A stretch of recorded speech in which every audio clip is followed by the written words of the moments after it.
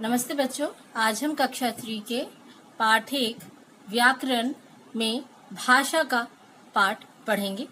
देख रहे हैं आप, भाषा जो होती है वो हमारे भावों और विचारों को प्रकट करने का माध्यम होती है। हम भाषा के द्वारा दो रूपों में अपनी बातें, मन के भाव को प्रकट करते हैं। पहला है लिखित और दूसरा है मौखिक। आप देख रहे हैं यहाँ पर दो सहेलियां आपस में बात कर रही हैं। मीनू, तुम क्या कर रही हो? मेरी दीदी ने एक कविता लिखी है, उसे पढ़ रही हूँ। मुझे भी वह कविता पढ़कर सुनाओ ना। तो सुनो।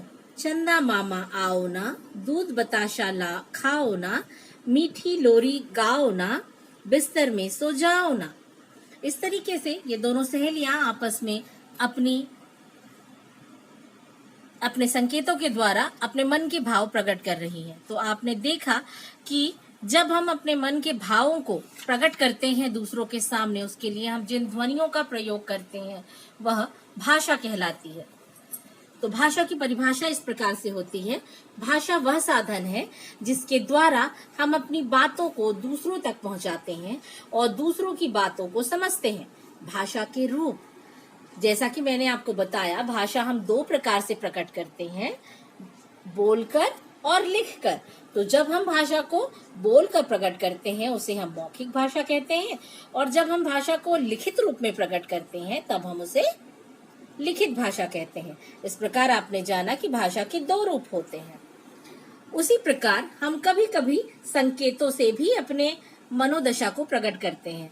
जब हम संकेतों के द्वारा मनोदशा को प्रकट करते हैं उसे सांकेतिक भाषा कहते हैं। ये ट्रैफिक हवलदार आपने देखा होगा चौराहों पर, तो चौराहे के पर जो ट्रैफिक हवलदार होते हैं वो सांकेतिक भाषा का प्रयोग करते हैं। उसी प्रकार आप ये देख रहे हैं कि यहाँ पर विभिन्न वेशभूषाओं में कुछ लोगों की चित्र दिए गए हैं। चित्रों से देखकर हम ये समझ जाते हैं कि ये कौन से प्रांत की भाषाएं हैं। ये है पंजाबी अर्थात ये पंजाब की है, ये केरल की है इसलिए मलयालम बोलती हैं, ये बंगाल की है अतः इनकी भाषा है बंगाली, ये महाराष्ट्र की है अतः इनकी भाषा है मराठी। इस प्रकार हमने जाना कि अलग अलग क्षेत्रों में लोग अलग अलग प्रकार की भाषाएं बोलते हैं, लेकिन चूंकि हम एक राष्ट्र में रहते हैं तो हमारी राष्ट्रभाषा हिंदी है।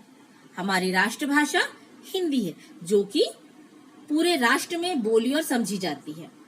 बहुत सारे राज्यों में हिंदी भी बोली जाती है और हर साल हम 14 सितंबर को हिंदी दिवस मनाते हैं। हर भाषा को लिखने के लिए एक चिन्ह प्रयुक्त होते हैं, उन चिन्हों को हम लिपि कहते हैं। जैसे संस्कृत, हिंदी, मराठी, इन भाषाओं की लिपि है देवनागरी। उर्दू, इसकी लिपि है फारसी। अंग्रेजी, जिसकी लिपि है रोमन, और पंजाबी, जिसकी लिपि है गुरुमुखी। इस प्रकार इस पाठ में हमने जाना कि भाषा के द्वारा हम अपने विचार प्रकट कर सकते हैं और भाषा के दो रूप होते हैं, मौखिक और लिखित। लिखने की विधि को लिपि कहते हैं और हिंदी हमारी राष्ट्रभाषा है। इसके अभ्यास के प्रश्न आपको वेबसाइट पर उपलब्ध हैं। इस प्रकार यह पाठ पूर्ण होता है।